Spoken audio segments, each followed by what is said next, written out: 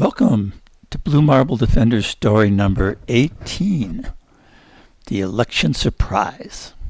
Pops tells this story. Chapter 1, A Call from My Bro. I was standing behind the trunk of our car unpacking our camping equipment and marveling at the amount of sand we'd brought back from the beach when Amerigo's call came in. "Hey, Gally, what's shaking?" "Hi, Ammer," I replied.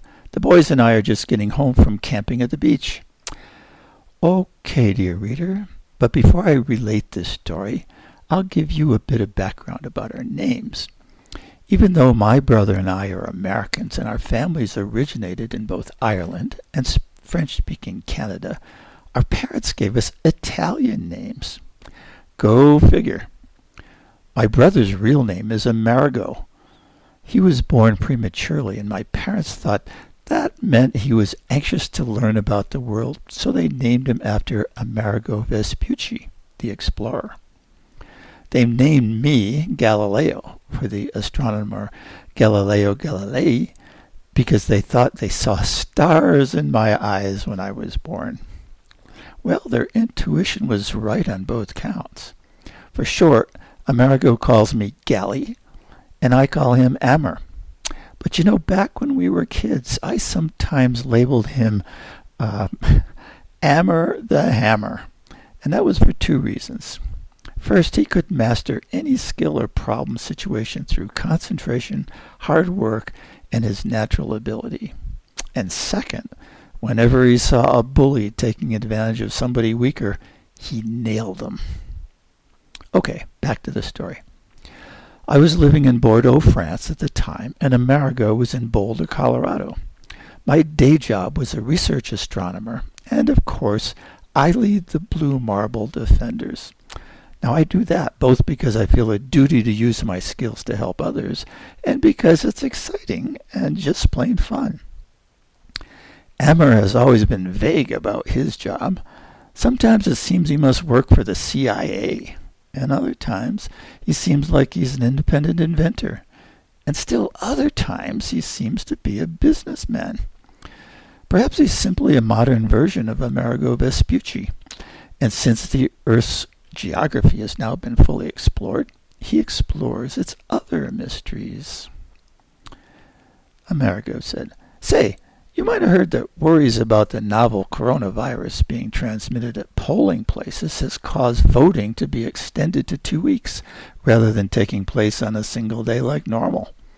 The election period now begins in 2 weeks, and word has reached me that a criminal cartel is planning to take advantage of the confusion, and that's a confusion that we really expect to see everywhere in the new voting process." I told him I wasn't surprised because even the smallest changes bring confusion, and evildoers are always ready to take advantage of it. He went on, "The reason I'm calling is when I monitor the dark web, I learned that a gang is planning to use an extraterrestrial in their plan. It's one of the ETs called a shapeshifter. I know you Blue Marble Defenders have encountered them lately, and I'm wondering if you could work with me on figuring out their plan and thwarting it." Well, I told him it didn't seem like my expertise was necessary. I mean, we'd never seen more than a few ETs arrive at the same time, and even if they figured out how to vote, such a small number could never influence a U.S. election where millions of votes are cast. Then Ammer said, "Gally, if you hold on for a minute, I'm going to call you back on a secure, encrypted line." He rang back and said, "It's a frightening plot. The cartel aims to rebel against the United States government and maybe start a modern version of the Civil War. They put secession amendments on the ballots of Montana, Wyoming, Colorado, and New Mexico. If those measures pass, and if the cartel's candidates win the governor's offices in those 4 states, they'll declare independence from the U.S. They'll merge, and they'll create a new country called the Rocky Mountain Empire." Well, hey, you can imagine. I kind of poo-pooed his worry, saying unrealistic people, they dream up lots of wild ideas that come to nothing. Then I asked why he thought the plot might work. Golly, the 4 governors' races are very close, and a determined, well-financed cartel could win them. And as for seceding from the U.S., those 4 states contain a lot of military power, including intercontinental nuclear missile silos, the White Sands Missile Range, Air Force bases, chemical depots, the Los Alamos Demolition Range, and of course, Colorado is home to Cheyenne Mountain. Huh? Remind me about Cheyenne Mountain, I asked him. Well, that's the home of NORAD, the North American Defense Command Center. If the cartel takes over that puppy, they can never be defeated. It's a fortress built a mile inside a solid granite mountain, and it's 2,000 feet down from its top. It holds 15 three-story buildings inside, and they're set up on 1,300 giant springs to protect from atomic blasts. It has 1 lake inside full of diesel fuel, another lake of drinking water, and 3 lakes of emergency water. I remembered then that it was built in the 1960s when the U.S. and Russia were threatening each other with atomic bombs, and I thought if some rogue cartel did take it over, they just might be able to create their own country. I asked Amer, but hey, what would they gain by all that? Like, where would they go from there? What would they get out of it? Amer said, I can't know for certain, but I suspect their next move would be to annex Alberta, Canada. Then they'd block the eastern side of all of North America from the western. If businesses in California wanted to ship something to New York, say, the trucks would be forced to pay a tax to the Rocky Mountain Empire. And of course, that would go right into the pockets of the cartel. On top of that, the remaining U.S. would become very hard to govern, and the West Coast might even form its own country. Who knows what would happen to Canada? But the entire world order would change. Boy, we have enough criminals masquerading as presidents today. We sure don't need a new crop of them. Well, I'll tell you, I was starting to understand his concern and said, Hey, I still think the possibility of pulling this off is small, but with the consequences so enormous, I'll join you. But I'll join you on one condition. Hey, what's that? I want to climb Mount Evans when I'm back in Colorado. You got it. You got Mount Evans. Okay, I said. What's the next step? Chapter 2. Leaving on a jet plane. Amer's voice told me he was worried. As worried as I'd ever heard him. He suggested I bring Leo and Rookie to make for a stronger team, but I declined, saying they'd just gone back to school. Hey, but the full truth is, I also didn't want to put them in harm's way. Okay, I know. They get in harm's way a lot, but that doesn't mean I like it.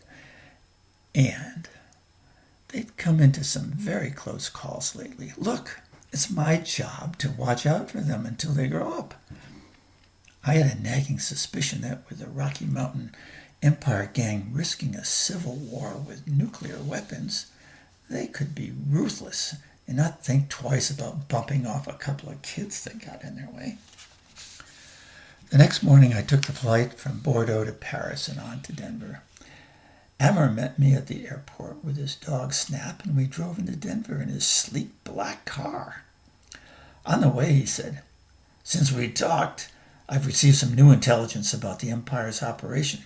The ringleaders are operating out of the Brown Hotel in Denver, and the steam bath attendant there says they've been spending enormous sums of money on polling.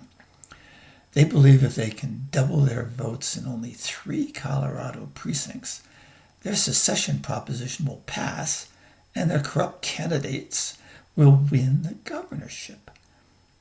I asked, Do you know how they plan to get those votes?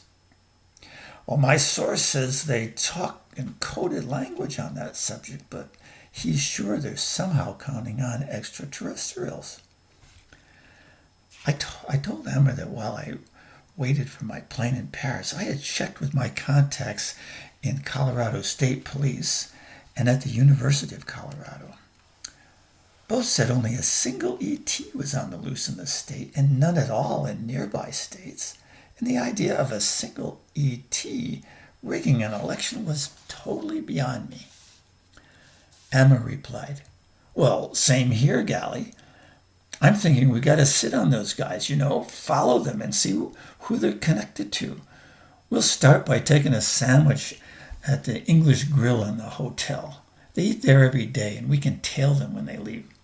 Problem is, I know the identity of only one of them. If he's not present, we'll be guessing and at risk of taking a wild goose chase. My only clue is they've recruited a newcomer from somewhere in Europe, and all I know is he has a goatee. Maybe that'll be enough." Well, we were halfway through greasy bratwurst and french fries when Ammer said under his breath, "Hey, that's him. That's the head of the cartel. He has the rep of being an evil genius. Name's Milkman." I followed his eyes to a white-haired man with sharp eyes and a pointed nose that jerked up as though he was a fox sniffing the air. He was accompanied by a woman with multicolored kaleidoscopic hair and eyes set deep under heavy, dark eyebrows. A muscular man with a scar on his cheek seemed to be a bodyguard. His eyes darted constantly around the dining area. They were distant from us, and we had no chance of overhearing their conversation or reading their lips. But when we finished, we paid our bill, and Amber walked to the parking garage in the basement. I lingered in the lobby with my Red Sox cap pulled down, holding a newspaper and watching our targets. I phoned Amber when they left the restaurant, and when they pulled out of the garage, he was right behind them, and I jumped into the car as it was moving. After driving a ways and making a few turns, Amber said with a chuckle, "Hey, they're going to Boulder. I hope Lola Bell didn't invite them to dinner." They drove right past Amherst Street, though, but they stopped a mile later at a fun center that featured miniature golf and other amusements. We watched as the threesome entered, purchased tickets, and met up with a man with a goatee on the first hole. We stayed at a distance so they wouldn't notice our faces and possibly recognize us later, but that meant we again couldn't overhear conversations. After their golf round, the four walked into the fun center's game room, apparently just so the goateed man could play skee-ball. After he cashed in his earnings for a box of Tootsie Rolls, the same three re-entered their car and headed down toward Denver, and the goatee man followed them in a pickup truck. I joined Amber and Lola Bell for dinner, and while we were eating brownies for dessert, Amber's phone rang. He listened intently and rang off with profuse thanks. "Hey, they slipped up. While the men were in the steam bath after dinner this evening, they talked about cloning operations in 2 places, one on the plains and one in the mountains. That's food for thought. Or should I say, perhaps, food for worry. Tell me, Gally, can an ET be cloned?" I answered, "Whoa, I don't see why not. I've never heard of it, but I can imagine it would be much easier and faster than cloning an animal like a sheep, because these ETs are metallic. They have just a little carbon in them. This is a real concern. If this Empire cartel is as well organized and well funded as you think, and if they ever got their hands on a shapeshifter, and if they have the technology to clone shapeshifters, then their scheme might succeed. Emmer, do you have more resources you could bring to bear on this? The scale of this operation looks well beyond what we two can handle." Hey, bro, all U.S. government security agencies are staying far away from anything that could be interpreted as influencing an election.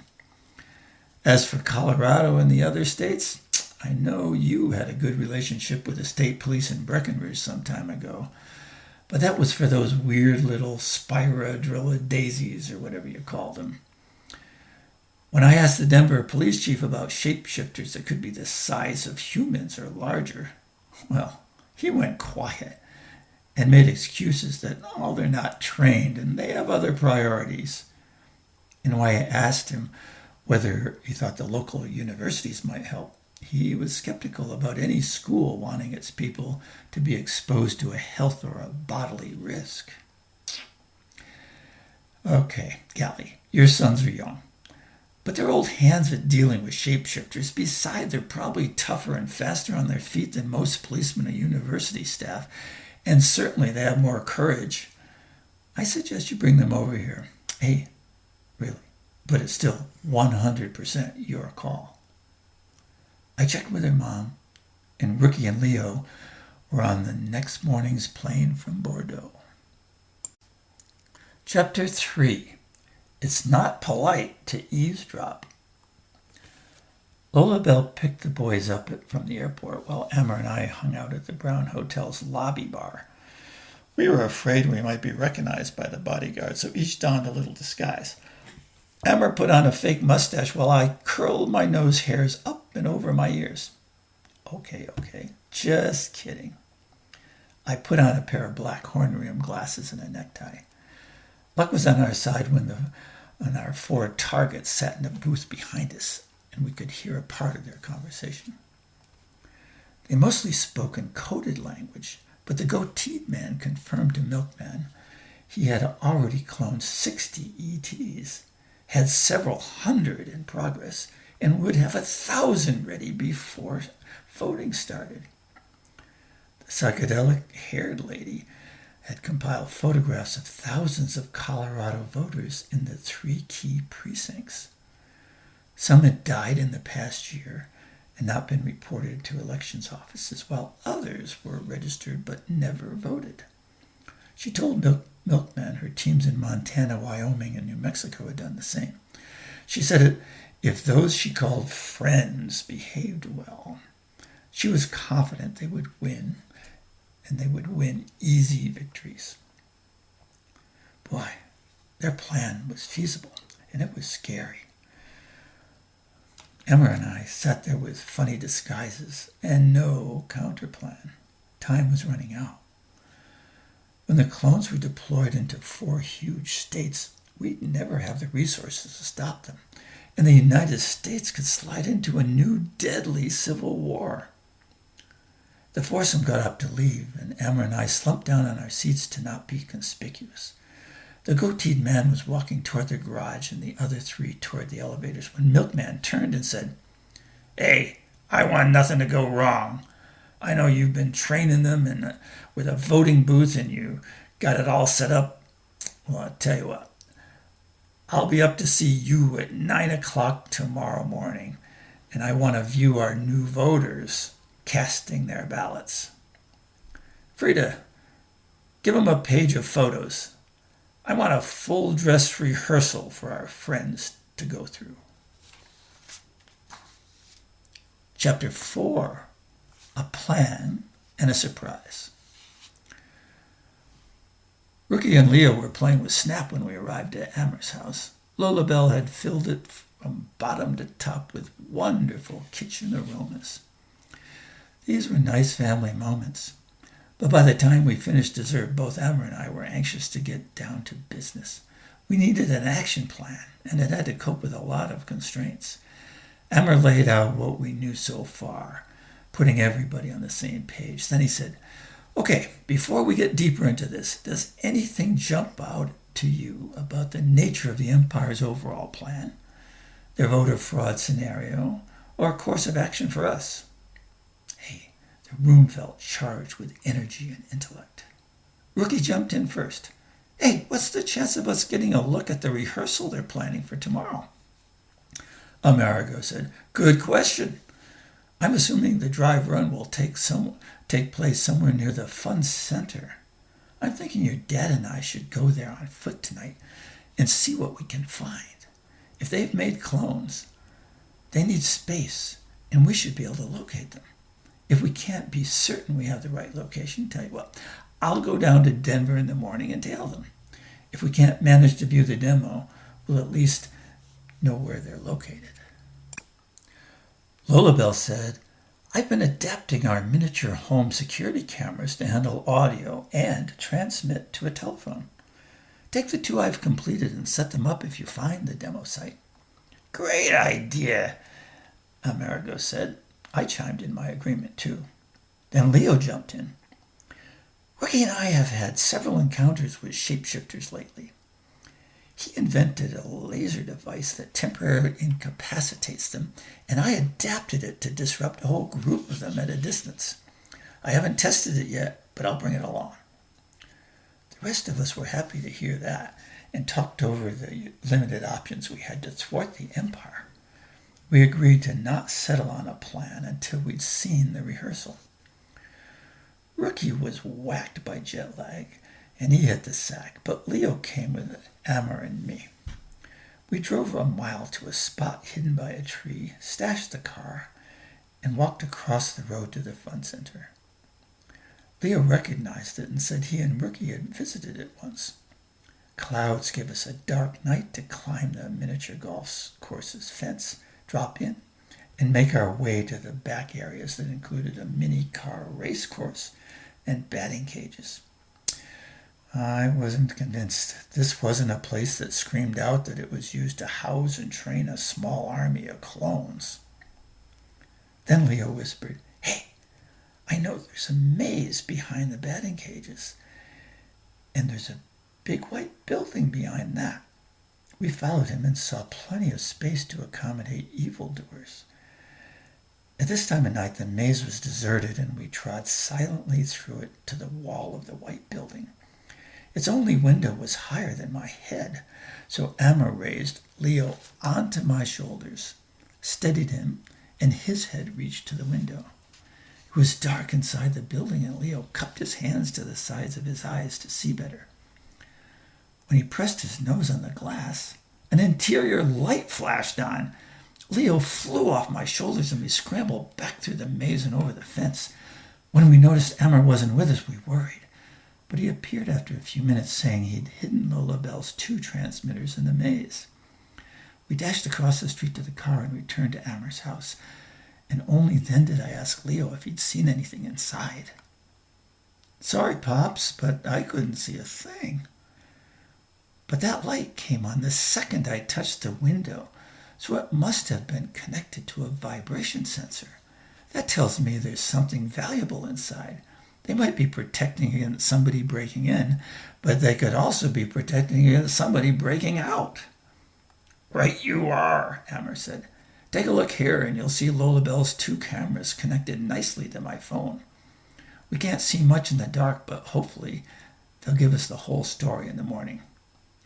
I noticed that the fun park doesn't open until noon, so this is very likely the rehearsal site. Let's all get some sleep and let's get out early in the morning." Chapter 5. More Surprises. Before we woke the next morning, Lola Bell had phoned a friend in the Boulder Police Department and alerted him to the possibility that she'd be calling with an emergency later in that day. And she'd also prepared a breakfast of oatmeal, pancakes, and homegrown raspberries. She even had bulletproof coffee and butter ready for me. At 7:30, the boys and I took the back seat of the big black car while Ammer drove and Lola Bell rode shotgun. On arrival at the same hidden spot across the road from the fun park, we settled in to wait for the rehearsal to start. We were well ahead of their 9 o'clock timetable because we wanted to watch for any early activity and also to see the evil genius milkman arrive. We didn't want to be surprised if he brought along more henchmen. Ammer did a great job placing the observation devices. He'd put one on a light pole above the observation platform in the middle of the maze. It showed most of the maze and would also allow us to see and hear the reactions of Milkman if he viewed the rehearsal from there. Another was at ground level and focused on an empty space at the rear of the maze. Amerigo propped his large format telephone screen on the dashboard. It showed a split screen, one for each camera, but there was no action. After a fidgety 15 minutes, The upper camera showed two men dragging a table bolted to a 3-meter high white aluminum frame. It appeared to be the shell of a booth with a red cloth hanging from the top, apparently serving as a door. We heard a couple of grunts in the comment, "You think this is where he wants it?" After a second workman nodded and pushed to show it was stable, they departed out of view. 5 minutes later they returned, facing each other as they walked sideways carrying a glass and metal device, and we assumed that was a Colorado State voting machine. They installed it on the booth's table, pulled the drape across the opening, and walked away. They were trailing a long electrical extension cord. When a third man walked into view, Leo sat up straight. He leaned close to the screen and said, Rook, take a look. I think that's Fund. He has a goatee now, but it sure looks like him. Same size, walks the same." Rookie got close too and said, "Hey, you are right. We can't get rid of that creep." Amerigo asked, "What might his presence mean here?" Leo responded, "These Empire guys must have heard he trained that shapeshifter in Paris. I bet he's central to their plan." "I'd sure like to get my hands on him. He tried to kill me." I told Leo he'd probably get his chance this morning, but he needed to stay cool. We watched as Fund pushed buttons, apparently testing the voting sequence, and disappeared in the same direction as Workman. Nothing else showed on the phone screen for the next half hour. During that time, we talked through our options and speculated how the bad guys would react to them. Emmer cautioned that we needed to wait and see who showed up with Milkmen before we could finalize our plan. Leo seemed to have calmed down now, but now Rookie became agitated and told us over and over and over what he'd do to Fund the minute Leo was done with him. At 8:40, a car pulled into the empty parking lot. Peering across the road, we saw Fund walk up and open the gate. 4 people got out of the car. The new addition was wearing a white lab coat. Our view wasn't too good, but they appeared to know each other. As they walked into the miniature golf area, Lola Bell said, "I know that man in the white coat. He's a chemist or something at the university. That's it, Professor Barclay. He visited a house I was selling when I was a real estate agent." We lost sight of the group until they appeared in the corner of the ground-level camera's image of the maze. They approached the voting booth, and we heard Fund say, "Now, this is standard voting booth used in Colorado. The other states are each slightly different, but our people have managed to procure at least one from each state. Those are up in the mountains and ready for training as soon as our new friends come to life." He pointed up toward our camera and said, "Let's go to the viewing platform and get started." Whew. The new arrival spoke for the first time. He had a Scottish accent. "Well, thank you, Fred, but instead of joining you, I'll go to my laboratory. I expect 60 more of our friends to pop out later today, and I must make preparations. Did the trucks arrive with the ore?" Fund answered, "Yes, Professor, you'll see piles of both iron and molybdenum near the door. It's enough for 400 more new friends here and an equal number up in the mountains." Fund mounted the platform with Milkman, and Frida followed with the bodyguard behind. After they'd settled in to watch the demonstration, Frida used a quiet moment to address Milkman. "I haven't seen one of these clones yet, and perhaps it's none of my business, but I'm curious to know what you'll do with them after the election. 1,000 clones, that's a big number." Milkman turned to face her, leaning on the railing. "My dear Frida, that's a perfectly legitimate question. The man next to you is in charge of that aspect of our plan. Maurice here is far more than just my bodyguard.